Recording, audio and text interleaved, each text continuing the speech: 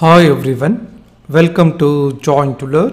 ಇವತ್ತಿನ ಒಂದು ಸೆಷನ್ನಲ್ಲಿ PDO ಪರೀಕ್ಷೆ 2024ಕ್ಕೆ ಸಂಬಂಧಪಟ್ಟಂತೆ PDO ಪರೀಕ್ಷೆಗೆ ಕೊನೆ ಕ್ಷಣದ ತಯಾರಿ ಹೇಗೆ ಇರಬೇಕು ಮತ್ತು ಯಾವ ತಪ್ಪುಗಳನ್ನು ಮಾಡಬಾರ್ದು, ಎಸ್ಪೆಷಲಿ ಪ್ರಥಮ ಬಾರಿಗೆ ಈ ಒಂದು ಪರೀಕ್ಷೆಯನ್ನು ಬರಿತಾ ಇರುವಂತಹ ಅಭ್ಯರ್ಥಿಗಳು ಯಾವ ತಪ್ಪುಗಳನ್ನು ಮಾಡಬಾರ್ದು, ಹೀಗೆ ಎಲ್ಲವನ್ನ ಕೂಡ ಇವತ್ತಿನ ಸೆಷನ್ನಲ್ಲಿ ಚರ್ಚೆ ಮಾಡ್ತಾ ಹೋಗೋಣ.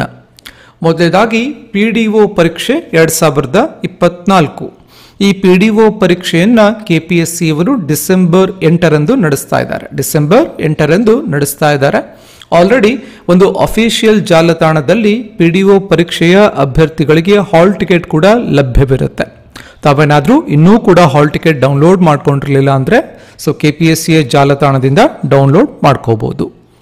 ಹಾಗಾದರೆ ಈ PDO ಪರೀಕ್ಷೆಗೆ ಕೊನೆ ಕ್ಷಣದ ತಯಾರಿ ಹೇಗಿರಬೇಕು ಅಂತಂದರೆ, ಆಲ್ರೆಡಿ ಈ ಒಂದು ಪರೀಕ್ಷೆಗೆ ತಾವು 1 ವರ್ಷ ಅಥವಾ 2 ವರ್ಷಗಳಿಂದ ತಯಾರಿಯನ್ನು ಮಾಡ್ತಾ ಇರ್ತೀರ.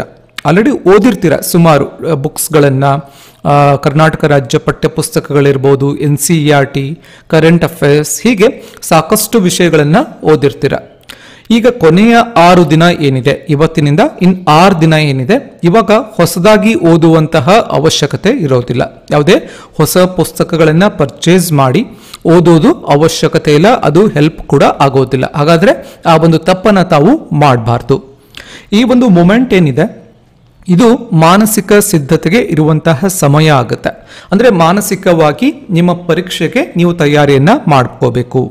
ಮಾನಸಿಕವಾಗಿ ಈ PDO ಪರೀಕ್ಷೆಯನ್ನು ಯಾವ ರೀತಿ ನಾವು ಎದುರಿಸಬೇಕು, ಯಾವ ರೀತಿ ಪರೀಕ್ಷಾ ಕೊಠಡಿಯ ಒಳಗೆ ನಮ್ಮ ಮನಸ್ಥಿತಿ ಇರಬೇಕು, ಪ್ರಶ್ನೆ ಪತ್ರಿಕೆಯನ್ನು ಯಾವ ರೀತಿಯಾಗಿ ನಾವು ಕಾಮ್ ಆಗಿ ಓದಬೇಕು, ಆಪ್ಷನ್ಸ್ ಅನ್ನು ಯಾವ ರೀತಿ ಅಂಡರ್ಸ್ಟ್ಯಾಂಡ್ ಮಾಡ್ಕೋಬೇಕು, ಹಾಗೆ OMR ಶೀಟ್ನಲ್ಲಿ ನಾವು ಯಾವ ರೀತಿಯಾಗಿ ಫಿಲಪ್ ಮಾಡಬೇಕು, ಯಾವ ತಪ್ಪುಗಳನ್ನು ನಾವು ಮಾಡದೆ ನೀಟಾಗಿ ಫಿಲಪ್ ಮಾಡಬೇಕು. ಹೀಗೆ ಈ ಒಂದು ಮಾನಸಿಕ ಸ್ಥಿತಿ ಅಥವಾ ಮಾನಸಿಕವಾಗಿ ಈ ಒಂದು ಪರೀಕ್ಷೆಗೆ ತಾವು ತಯಾರಿ ಮಾಡುವಂತಹ ಸಮಯ ಇದಾಗಿರುತ್ತೆ. ಮತ್ತು ಈ ಒಂದು 6 ದಿನದ ಸಮಯ ಏನಿದೆ, ಇಲ್ಲಿ ತಾವೇನಾದರೂ ಓದಬೇಕು ಅಂತ ಅನ್ಕೊಂಡಿದ್ರೆ ಪತ್ರಿಕೆ 2ಕ್ಕೆ ಜಾಸ್ತಿ ಗಮನವನ್ನು ಕೊಡಬೇಕಾಗತ್ತೆ. ಪತ್ರಿಕೆ 2 ಜನರಲ್ ಕನ್ನಡ, ಜನರಲ್ ಇಂಗ್ಲಿಷ್ ಹಾಗೂ ಕಂಪ್ಯೂಟರ್ ಏನಿರುತ್ತೆ ಆ ಒಂದು ವಿಷಯವನ್ನು ತಾವಿಲ್ಲಿ ಸ್ಟಡಿ ಮಾಡಬೇಕಾಗತ್ತೆ. ಬಿಕಾಸ್ ಅದಕ್ಕೆ ಜಾಸ್ತಿ ಇಂಪಾರ್ಟೆನ್ಸನ್ನು ಕೊಟ್ಟರೆ ಅದಕ್ಕೆ ವೇಟೇಜ್ ಕೂಡ ಜಾಸ್ತಿ ಇದೆ. ಕಂಪ್ಯಾರಿಟಿವ್ಲಿ GK ಕಂಪೇರ್ ಮಾಡಿದ್ರೆ GKಗೆ ಓದುವಂತಹ ಸಮಯ ಅಲ್ಲ. ನೀವಿಲ್ಲಿ ಪೇಪರ್ 2ಗೆ ಬೇಕು ಅಂದರೆ MCQsಗಳನ್ನು ಸಾಲ್ವ್ ಮಾಡ್ಕೋಬಹುದು. ಪೇಪರ್ 2ಗೆ ತಮ್ಮ ಟಾರ್ಗೆಟ್ ಎಷ್ಟಿರಬೇಕು, ಟಾರ್ಗೆಟೆಡ್ ಸ್ಕೋರ್ ಎಷ್ಟಿರಬೇಕು, ಅಬೌವ್ 70 ಇರಬೇಕು. ಇದನ್ನು ಫಿಕ್ಸ್ ಮಾಡ್ಕೊಳ್ಳಿ. ಪೇಪರ್ 2ನಲ್ಲಿ ಎಷ್ಟು ಟಾರ್ಗೆಟ್ ಹಾಕೋಬೇಕು, ಅಬೌವ್ 70+ ತಮ್ಮ ಟಾರ್ಗೆಟ್ ಇರಬೇಕಾಗತ್ತೆ. ತಮ್ಮ ಸೆಲೆಕ್ಷನ್ ಆಗಬೇಕು PDOನಲ್ಲಿ ಅಂತಂದರೆ ಪೇಪರ್ 2 70+ ಟಾರ್ಗೆಟ್ ಇರಬೇಕು. ಕೇವಲ 50 ಕ್ವಶನ್ ಮಾತ್ರ ಅಟೆಂಡ್ ಮಾಡಿ ಬಂದರೆ ಬಹಳ ಕಷ್ಟ ಆಗುತ್ತೆ. ಹಾಗೆ 100ಕ್ಕೆ 100 ಕೂಡ ಅಟೆಂಡ್ ಮಾಡಿದ್ರೆ ನೆಗೆಟಿವ್ ಕೂಡ ಆಗುವಂತ ಸಾಧ್ಯತೆ ಇರುತ್ತೆ. ಅದರ ಬಗ್ಗೆ ಕೂಡ ಗಮನ ಇರಬೇಕಾಗುತ್ತೆ. ಮತ್ತು ಈ ಒಂದು ಕೊನೆಯ ಕ್ಷಣದಲ್ಲಿ ನಿಮ್ಮ ನೋಟ್ಸ್ಗಳನ್ನು ರಿವಿಷನ್ ಮಾಡ್ಕೋಬೇಕು. ಕರೆಂಟ್ ಅಫೇರ್ಸ್ ನೋಟ್ಸ್ ಮಾಡ್ಕೊಂಡಿದ್ರೆ ಅದು ಕೂಡ ರಿವಿಷನ್ ಮಾಡ್ಕೋಬಹುದು. ಅಥವಾ ಏನಾದರೂ MCQs ಸಾಲ್ವ್ ಮಾಡುವಾಗ ಈಗ ಸಿನಾನಿಮ್ಸ್, ಆಂಟೋನಿಮ್ಸ್ಗಳನ್ನು ಲಿಸ್ಟನ್ನು ಮಾಡ್ಕೊಂಡಿದ್ರೆ ಅದು ಕೂಡ ರಿವಿಷನ್ ಮಾಡ್ಕೋಬಹುದು. ನಿಮ್ಮ ನೋಟ್ಸ್ಗಳನ್ನು ರಿವಿಷನ್ ಮಾಡೋಕೆ ಒಂದು ಒಳ್ಳೆಯ ಸಮಯ ಕೂಡ ಇದಾಗುತ್ತೆ. ಈಗ ಇನ್ನೊಂದು ಪಾಯಿಂಟ್ ಇಲ್ಲಿ ಏನು ಅಂತಂದ್ರೆ, ಸಮಯದೊಂದಿಗೆ ಮಾದರಿ ಪರೀಕ್ಷೆಯನ್ನು ಬಿಡಿಸಬೇಕು. ಸಮಯದೊಂದಿಗೆ ಮಾದರಿ ಪರೀಕ್ಷೆಯನ್ನು ಬಿಡಿಸಬೇಕು ಅಂತಂದ್ರೆ ಟೈಮ್ ಮ್ಯಾನೇಜ್ಮೆಂಟ್. ನಿಮ್ಮ ರಿಯಲ್ ಎಕ್ಸಾಮ್ನಲ್ಲಿ ಯಾವ ರೀತಿಯಾಗಿ ವಿತಿನ್ ಟೈಮ್ನಲ್ಲಿ 100 ಕ್ವಶನ್ಸನ್ನು ತಾವು ಅಟೆಂಡ್ ಮಾಡಬೇಕಾಗತ್ತೆ ಅಥವಾ 100 ಕ್ವಶನ್ಸನ್ನು ಅಪ್ರೋಚ್ ಮಾಡಬೇಕಾಗತ್ತೆ, ಅದೇ ರೀತಿ ಇಲ್ಲಿ ಮಾದರಿ ಪರೀಕ್ಷೆಗಳನ್ನು ಬಿಡಿಸಬೇಕು. ಸುಮಾರು 10 ಅಥವಾ 20 ಮಾದರಿ ಪರೀಕ್ಷೆಗಳನ್ನು ಬಿಡಿಸಿದಾಗ ನಿಮಗೆ ಒಂದು ಜಡ್ಜ್ಮೆಂಟ್ ಬರುತ್ತೆ. ಏನು ಜಡ್ಜ್ಮೆಂಟ್ ಬರುತ್ತೆ? ಸಮಯದ ನಿರ್ವಹಣೆಯ ಬಗ್ಗೆ ಒಂದು ಜಡ್ಜ್ಮೆಂಟ್ ಬರುತ್ತೆ.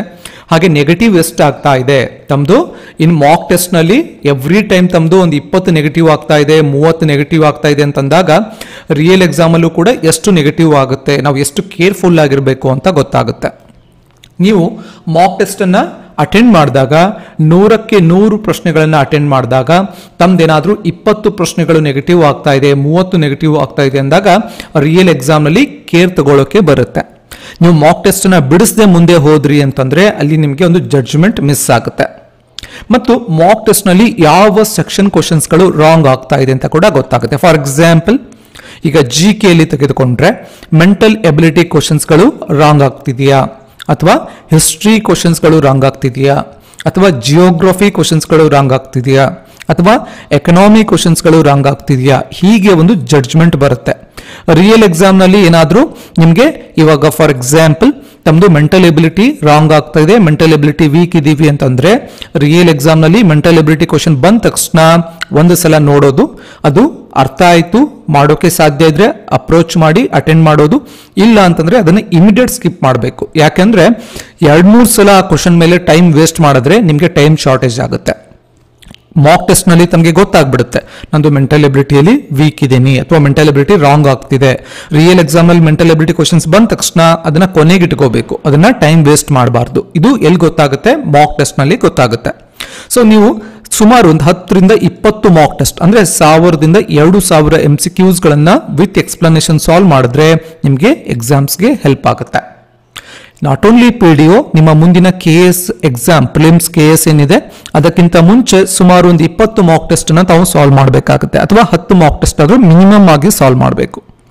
ಸೊ ಮಾಕ್ ಟೆಸ್ಟ್ಗಳು ಜಾಯಿನ್ ಟು ಲರ್ನ್ ಆಪ್ ನಲ್ಲೂ ಕೂಡ ಲಭ್ಯವಿರುತ್ತೆ, ಅಥವಾ ನಿಮಗೆ ಎಲ್ಲಿ ಬೇಕು ಅಲ್ಲಿ ಕೂಡ ಮಾಕ್ ಟೆಸ್ಟ್ ಅನ್ನು ತೆಗೆದುಕೊಳ್ಳಬಹುದು. ಬೇರೆ ಬೇರೆ ಇನ್ಸ್ಟಿಟ್ಯೂಟ್ಸ್ ಮಾಕ್ ಟೆಸ್ಟ್ ಅನ್ನ ಸಾಲ್ವ್ ಮಾಡಬಹುದು, ಅಥವಾ ತಾವೇನಾದ್ರೂ ಮನೆಯಲ್ಲಿ ಇದ್ರೆ ಮನೆಯಲ್ಲಿ ತಮಗೆಲ್ಲೂ ಕೂಡ ಮಾಕ್ ಟೆಸ್ಟ್ ಸಿಗ್ತಾ ಇಲ್ಲ ಅಂತಂದ್ರೆ ಜಾಯಿನ್ ಟು ಲರ್ನ್ ಆಪ್ ನಲ್ಲಿ ಮಾಕ್ ಟೆಸ್ಟ್ ಇರುತ್ತೆ PDOದು, ತಾವು ಅಲ್ಲಿ ಹೋಗಿ ಅಟೆಂಡ್ ಮಾಡಬಹುದು.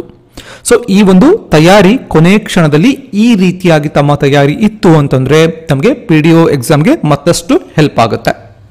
ಹಾಗಾದ್ರೆ ಯಾವ ತಪ್ಪುಗಳನ್ನ ಮಾಡಬಾರ್ದು? ಇಷ್ಟೊತ್ತು ತಯಾರಿ ಹೇಗಿರಬೇಕು ಅಂತ ನೋಡಿದ್ವಿ, ಇವಾಗ ಯಾವ ತಪ್ಪುಗಳನ್ನ ನಾವು ಮಾಡಬಾರ್ದು ಅನ್ನೋದು ಕೂಡ ಗಮನ ಇರಬೇಕು. ಮುಖ್ಯವಾಗಿ ಪ್ರಥಮ ಬಾರಿಗೆ ಈ ಒಂದು ಸ್ಪರ್ಧಾತ್ಮಕ ಪರೀಕ್ಷೆಯನ್ನು ಯಾರು ಬರೀತಾ ಇದ್ದೀರಾ, ಇವತ್ತಿನ ಸೆಷನ್ ಅನ್ನ ಯಾರು ನೋಡ್ತಾ ಇದ್ದೀರಾ, ನಿಮ್ದು PDO ಎಕ್ಸಾಮ್ ಅದು ಪ್ರಥಮ ಸ್ಪರ್ಧಾತ್ಮಕ ಪರೀಕ್ಷೆ ಆಗಿತ್ತು ಅಂತಂದ್ರೆ ಯಾವ ತಪ್ಪುಗಳನ್ನ ನಾವು ಮಾಡಬಾರ್ದು ಅನ್ನೋದು ಗಮನ ಇರಬೇಕು. ಪರೀಕ್ಷೆಯ ಜೋಶ್ನಲ್ಲಿ ಅಥವಾ ಟ್ರಯಲ್ ಅಂಡ್ ಎರರ್, ಇದು ನಂದು ಫಸ್ಟ್ ಎಕ್ಸಾಮು ಆದ್ರೆ ಆಗ್ಲಿ ಹೋದ್ರೆ ಹೋಗ್ಲಿ ಅನ್ನುವ ಮನಸ್ಥಿತಿಯಿಂದ ಎಲ್ಲಾ ಪ್ರಶ್ನೆಗಳನ್ನ ಅಟೆಂಡ್ ಮಾಡೋದ್ರಿಂದ ನೀವು ಸೆಲೆಕ್ಟ್ ಆಗೋದಿಲ್ಲ. ಎಲ್ಲಾ ಪ್ರಶ್ನೆಗಳನ್ನ ಅಟೆಂಡ್ ಮಾಡೋದ್ರಿಂದ ಏನಾಗುತ್ತೆ ಗೊತ್ತಾ, ಪರೀಕ್ಷೆಯ ಒಳಗಡೆ ಅಟೆಂಡ್ ಮಾಡುವಾಗ ನಂದೆಲ್ಲ ಕರೆಕ್ಟ್ ಇದೆ ಅಂತ ಅನ್ಸುತ್ತೆ. ಪರೀಕ್ಷೆಯಿಂದ ಹೊರಗಡೆ ಬಂದ ಮೇಲೆ ನಂದು 10 ನೆಗೆಟಿವ್ ಆಯ್ತು, 20 ನೆಗೆಟಿವ್ ಆಯ್ತು, 30 ಪ್ರಶ್ನೆಗಳು ನೆಗೆಟಿವ್ ಆಯ್ತು, 40 ಪ್ರಶ್ನೆಗಳು ನೆಗೆಟಿವ್ ಆಯ್ತು, ಈ ರೀತಿಯಾಗಿ ಆಗತ್ತೆ. ಸೊ ಪ್ರಶ್ನೆಗಳು ನೆಗೆಟಿವ್ ಆದಾಗ ಬಂದಿರುವ ಅಂಕಗಳಿಂದ ಮತ್ತಷ್ಟು ಅಂಕಗಳು ಏನಾಗುತ್ತೆ, ಕಡಿತ ಆಗುತ್ತೆ. ಹಾಗಾಗಿ ಗಮನ ಇರಬೇಕು, ಎಲ್ಲಾ ಪ್ರಶ್ನೆಗಳನ್ನ ಅಟೆಂಡ್ ಮಾಡಬಾರ್ದು. ಅತಿ ಹೆಚ್ಚು ನೆಗೆಟಿವ್ ಅಂಕಗಳನ್ನ ಮಾಡಿಕೊಳ್ಳೋದ್ರಿಂದ ನಿಮಗೆ ಏನೂ ಕೂಡ ಲಾಭ ಇಲ್ಲ. ಹಾಗಾಗಿ ಪರೀಕ್ಷೆಯಲ್ಲಿ ಅಟೆಂಡ್ ಮಾಡುವಾಗ ಕ್ಯಾಲ್ಕುಲೇಟೆಡ್ ಆಗಿ ರಿಸ್ಕ್ ತಗೋಬೇಕು. ಮತ್ತು ಪ್ರಶ್ನೆಗಳನ್ನ ಅರ್ಥ ಮಾಡಿಕೊಳ್ಳದೆ, ಪ್ರಶ್ನೆಯನ್ನ ಸರಿಯಾಗಿ ಓದದೆ, ಸಮಯ ಆಗ್ತಾ ಇದೆ ಅಂತ ಹೇಳಿ ಏನೋ ಒಂದು OMR ಶೀಟ್ ನಲ್ಲಿ ಟಿಕ್ ಮಾಡಿದ್ರೆ ಅದು ಕೂಡ ತಮಗೆ ಹೆಲ್ಪ್ ಆಗೋದಿಲ್ಲ. ಅದು not a right way of approaching OMR sheet. ಹಾಗೆ ಕ್ಯಾಲ್ಕುಲೇಟೆಡ್ ರಿಸ್ಕ್ ಮಾತ್ರ ತೆಗೆದುಕೊಳ್ಬೇಕು. ಕ್ಯಾಲ್ಕುಲೇಟೆಡ್ ರಿಸ್ಕ್ ಅಂತಂದ್ರೆ ಒಂದು ಪ್ರಶ್ನೆ ಇದೆ, 4 ಆಯ್ಕೆಗಳಿದೆ, 4 ಆಯ್ಕೆಯಲ್ಲಿ 2 ಆಯ್ಕೆಯ ಬಗ್ಗೆ ನನಗೆ ಕ್ಲಾರಿಟಿ ಇದೆ, ಆ 2 ಆಯ್ಕೆಗಳು ಉತ್ತರ ಅಲ್ವೇ ಅಲ್ಲ, ಇನ್ನು 2 ಆಯ್ಕೆಗಳಲ್ಲಿ ಮಾತ್ರ ಒಂದು ಉತ್ತರ ಇದೆ. ನಮಗೆ ಓದಿರುವಂತಹ ನಾಲೆಡ್ಜ್ ಮೇಲೆ ಅಲ್ಲಿ ಅಪ್ಲೈ ಮಾಡಿ ಒಂದು ಆಪ್ಷನ್ ಅನ್ನ ಪಿಕ್ ಮಾಡಬೇಕು. ಅರ್ಥ ಮಾಡ್ಕೊಳ್ಳಿ, 4 ಆಯ್ಕೆಗಳಲ್ಲೇ ಒಂದು ಆನ್ಸರ್ ಇರುತ್ತೆ. ಉದಾಹರಣೆಗೆ ಕೃಷ್ಣದೇವರಾಯರ ಮೇಲೆ ಒಂದು ಪ್ರಶ್ನೆ ಕೇಳಿದ್ದಾರೆ, ಅದಕ್ಕೆ ಉತ್ತರ ನಮ್ಗೆ ಗೊತ್ತಿಲ್ಲ, ಆದರೆ ಕೃಷ್ಣದೇವರಾಯದ ಮೇಲೆ ನಾವು ಓದಿದೀವಿ. ಕೃಷ್ಣದೇವರಾಯರ ಬಗ್ಗೆ ನಾವೆಲ್ಲ ಓದಿದೀವಿ, ಬುಕ್ಸ್ ಅಲ್ಲಿ ಓದಿದೀವಿ, ಆಲ್ರೆಡಿ ಓದಿರ್ತೀರ. ಆ ಓದಿದ್ದನ್ನ ರೀಕಾಲ್ ಮಾಡಬೇಕು. ಯಾವಾಗಲೂ ಕೂಡ ಕ್ವಶನ್ ಪೇಪರ್ ನಲ್ಲಿರುವಂತಹ ಪ್ರಶ್ನೆಗೆ ಮತ್ತು ಮೈಂಡ್ಗೆ ಒಂದು ಕನೆಕ್ಟೆಡ್ ಇರಬೇಕು. ಮೈಂಡ್ ಅನ್ನ ಬ್ಲಾಂಕ್ ಮಾಡಿಕೊಂಡು ಆನ್ಸರ್ಸ್ ಅನ್ನ ಮಾಡಬಾರ್ದು. ಆದಷ್ಟು ಸಮಯವನ್ನು ತೆಗೆದುಕೊಂಡು ಸೊ ತಾವೇನ್ ಮಾಡಬೇಕು, ಅಪ್ರೋಚ್ ಮಾಡಬೇಕು. ಸ್ವಲ್ಪ ಜನ ಏನ್ ಹೇಳ್ತಾರೆ, ಕೊಟ್ಟಿರುವ ಸಮಯ ಸಾಲೋದಿಲ್ಲ ಅಂತ ಹೇಳ್ತಾರೆ. ಹೌದು, ಸಾಲೋದಿಲ್ಲ. 100ಕ್ಕೆ 100 ಪ್ರಶ್ನೆಗಳನ್ನ ಅರ್ಥ ಮಾಡಿಕೊಂಡು ಯೋಚನೆ ಮಾಡಿ ಅಪ್ರೋಚ್ ಮಾಡೋಷ್ಟು ಸಮಯ ಇರೋದಿಲ್ಲ. ಆದ್ರೆ 60ರಿಂದ 70 ಪ್ರಶ್ನೆಗಳ ಬಗ್ಗೆ ಯೋಚನೆ ಮಾಡಿ ಅಪ್ರೋಚ್ ಮಾಡೋಷ್ಟು ಸಮಯ ಇರುತ್ತೆ. ನಿಮ್ಮ 70 ಪ್ರಶ್ನೆಗಳೇನಾದ್ರೂ ಎಕ್ಸಾಕ್ಟ್ ಆಗಿ ಕರೆಕ್ಟ್ ಆಗ್ತಾ ಇದೆ ಅಂತಂದ್ರೆ ನಿಮ್ದು ಯಾವುದೇ ಜಾಬ್ ಕೂಡ ಆಗುತ್ತೆ, PDO ಕೂಡ ಆಗುತ್ತೆ. ಹಾಗಾಗಿ 70 ಪ್ರಶ್ನೆಗಳು ಏನಿರುತ್ತೆ ಅದನ್ನ ಬಹಳಷ್ಟು ಕೇರ್ಫುಲ್ ಆಗಿ ಅಥವಾ ಯೋಚನೆ ಮಾಡಿ ಅದನ್ನ ಅಪ್ರೋಚ್ ಮಾಡಬೇಕು. ಮತ್ತು ಪರೀಕ್ಷಾ ಪ್ರವೇಶ ಪತ್ರದಲ್ಲಿ ಇರುವಂತಹ ಎಲ್ಲಾ ನಿಯಮಗಳನ್ನ ಸರಿಯಾಗಿ ಓದಬೇಕು. ಯಾವ ರೀತಿಯಾಗಿ ತಮಗೆ ಒಂದು OMR ಶೀಟ್ ಇರುತ್ತೆ, ಯಾವ ರೀತಿಯಾಗಿ ಟಿಕ್ ಮಾಡಬೇಕು, ತಮ್ಮದು ಎಲ್ಲಿ ಸೈನ್ ಇರುತ್ತೆ, ಎಲ್ಲಿ ಒಂದು ಪರೀಕ್ಷಾ ಮೇಲ್ವಿಚಾರಕರ ಸಹಿ ಇರುತ್ತೆ, ಅಂದ್ರೆ ಇನ್ವಿಜಿಲೇಟರ್ ಅವರ ಸಹಿ ಎಲ್ಲಿರುತ್ತೆ, ಎಲ್ಲವನ್ನ ಕೂಡ ಸರಿಯಾಗಿ ನೋಡಿ ಎಲ್ಲ ನಿಯಮಗಳನ್ನು ಓದಿ ಮತ್ತೆ ತಾವು ಪ್ರೊಸೀಡ್ ಆಗಬೇಕು. ಸೊ ಪ್ರಥಮ ಬಾರಿಗೆ ಎಕ್ಸಾಮ್ ಬರೀತಾ ಇರುವಂಥವ್ರು ಸ್ಟಾರ್ಟಿಂಗಲ್ಲಿ ಏನಾದರೂ ಈ ಥರ ಮಿಸ್ಟೇಕ್ಸ್ ಮಾಡಿಬಿಟ್ರೆ, OMR ಶೀಟ್ನಲ್ಲಿ ಮಿಸ್ಟೇಕ್ ಮಾಡಿದ್ರೆ, ಸೊ ಫುಲ್ ಅವರ್ ಏನಿರುತ್ತೆ, ಪರೀಕ್ಷಾ ಅವಧಿ ಏನಿರುತ್ತೆ, ಫುಲ್ ಅವರಿಗೆ ಸ್ಟ್ರೆಸ್ ಆಗುತ್ತೆ. ಸೊ ಹಾಗಾಗಿ ಎಲ್ಲ ನಿಯಮಗಳನ್ನು ಸರಿಯಾಗಿ ಓದ್ಕೊಂಡು ನೆಕ್ಸ್ಟ್ ತಾವು ಪ್ರೊಸೀಡ್ ಆಗಬೇಕು. ಸೊ ಇಷ್ಟು ತಪ್ಪುಗಳನ್ನು ತಾವು ಮಾಡಬಾರ್ದಾಗತ್ತೆ. ಸೊ ಇದಕ್ಕೆ ಮೀರಿ ತಮಗೇನಾದರೂ ಬೇರೆ ಏನಾದರೂ ಕ್ವಶನ್ಸ್ ಇತ್ತು PDO ಎಕ್ಸಾಮ್ಸ್ ರಿಲೇಟೆಡ್ ಆಗಿ, ಒಂದು ವ್ಯಾಲಿಡ್ ಕ್ವಶನ್ಸ್ ಅಂದರೆ ಆ ಕ್ವಶನ್ ವರ್ತ್ ಇರಬೇಕು, ಆ ಕ್ವಶನ್ ವರ್ತ್ ಇತ್ತು ಅಥವಾ ತಮಗೆ ಸಮಸ್ಯೆ ಇತ್ತು ಅಂದರೆ ಕೆಳಗಡೆ ಇವತ್ತಿನ ಸೆಷನ್ನ ವಿಡಿಯೋನ ಕೆಳಗಡೆ ಕಾಮೆಂಟ್ ಸೆಕ್ಷನಲ್ಲಿ ಕಾಮೆಂಟ್ ಮಾಡ್ಬೋದು. ಅದ್ರ ಬಗ್ಗೆ ಕೂಡ ಮುಂದಿನ ಸೆಷನ್ಸಲ್ಲಿ ನಾವು ನಮ್ಮ ಜಾಯಿನ್ ಟು ಲರ್ನ್ ಯೂಟ್ಯೂಬ್ನಲ್ಲಿ ಚರ್ಚೆ ಮಾಡೋಣ ಅಂತ ಹೇಳ್ತಾ ಮತ್ತೆ ಮುಂದಿನ ಸೆಷನ್ನಲ್ಲಿ ಮತ್ತೊಂದು ವಿಷಯದ ಕುರಿತು ಮಾತನಾಡೋಣ. ಧನ್ಯವಾದಗಳು.